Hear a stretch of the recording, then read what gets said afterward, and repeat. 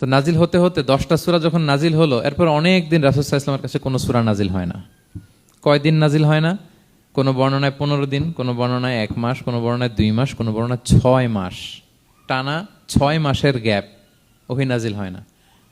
আল্লাহর হাবিব সাল্লাল্লাহু আলাইহি ওয়াসাল্লাম তিনি ওহী মিস করতে শুরু করলেন, যে ঘটনা কি, কোরআন নাজিল হচ্ছে না কেন, হঠাৎ এত গ্যাপ কেন? ওনার মাথায় কয়েকটা জিনিস ঘুরপাক খেলো। একটা ঘুরপাক খেলো যে আমার কোনো কাজে আল্লাহ আবার অসন্তুষ্ট হলো নাকি, অথবা আমি কোরআনের আয়াত এই বাণীগুলো পৌঁছে দেওয়ার ক্ষেত্রে আমার কোনো গাফলতি হয়ে গেল নাকি, সামহাও কি আল্লাহর সাথে আমার কানেকশন এটা কি লুজ হয়ে যাচ্ছে, আমি কি কোনোভাবে আল্লাহ থেকে দূরে সরে পড়তেছি। রাসূল সাল্লাল্লাহু আলাইহি ওয়াসাল্লাম টেনশনে পড়ে গেলেন, চিন্তায় পড়ে গেলেন, কি রে ওহী আসে না কেন, আসে না কেন, আসে না কেন। এটা ছিল একটা দিক।